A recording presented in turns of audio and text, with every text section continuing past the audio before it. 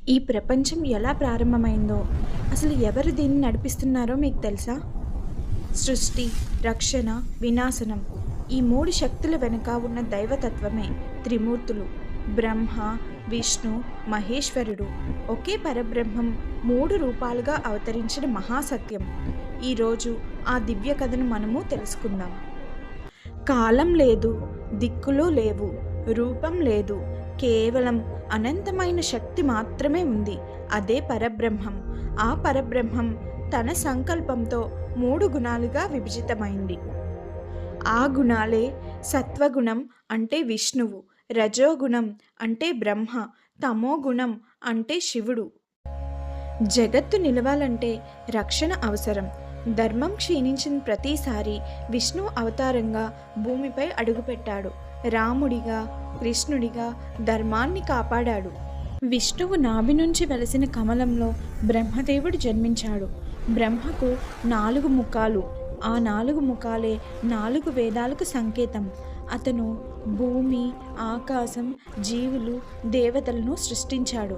కానీ బ్రహ్మకు అహంకారం కలిగింది. బ్రహ్మ, విష్ణువులు ఎవరికి వారే నేను గొప్ప అంటే నేను గొప్ప అని వాదించుకున్నారు. అప్పుడు అనంతమైన జ్యోతిర్లింగం ప్రత్యక్షమైంది. బ్రహ్మ పైకి వెళ్ళాడు, అంతం కనబడలేదు. విష్ణువు కిందకి వెళ్ళాడు, అడుగు కనబడలేదు. అప్పుడు శివుడు ప్రత్యక్షమై ఇలా అన్నాడు: సృష్టి, స్థితి, లయం 3 వేరు కాదు. అహంకారాన్ని వదిలితేనే సత్యం తెలుస్తుంది అని. అప్పుడే త్రిమూర్తుల సమత్వం స్థిరపడింది. బ్రహ్మ సృష్టి చేస్తాడు, విష్ణువు రక్షణ చేస్తాడు, శివుడు లయ చేసి మోక్షాన్ని ఇస్తాడు. ఈ 3 కలిసి నడిస్తేనే జగత్తు నిలుస్తుంది. మన శరీరంలో కూడా త్రిమూర్తులు ఉన్నారు. ఆలోచన బ్రహ్మ, చర్య విష్ణు, విరక్తి శివుడు. మనలో త్రిమూర్తుల సమతుల్యతే జీవన విజయానికి మూలం. త్రిమూర్తులు పూజ చేయడానికి శుభదినాలు: సోమవారం, గురువారం, కార్తీక మాసం, మహాశివరాత్రి, వైకుంఠ ఏకాదశి. త్రిమూర్తుల పూజా విధానం: త్రిమూర్తుల పూజ ప్రారంభించే ముందు ఉదయాన్నే స్నానం చేయాలి. శుభ్రమైన తెలుపు లేదా పసుపు వస్త్రం బట్టలు కట్టుకోవాలి. పూజా స్థలం శుభ్రం చేసుకోవాలి. బ్రహ్మ, విష్ణు, శివ విగ్రహాలు లేదా చిత్రపటాన్ని ఉంచాలి.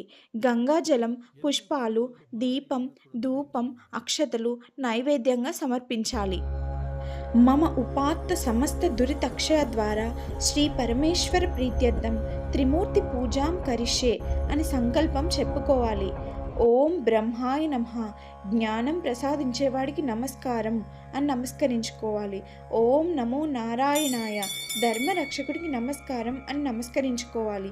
ఓం నమ శివాయ, మోక్షదాతకు నమస్కారం అని నమస్కరించుకోవాలి. బ్రహ్మకు పాయసం, విష్ణువుకి తులసి పండ్లు, శివునికి బెల్లం, పాలు నైవేద్యంగా సమర్పించాలి.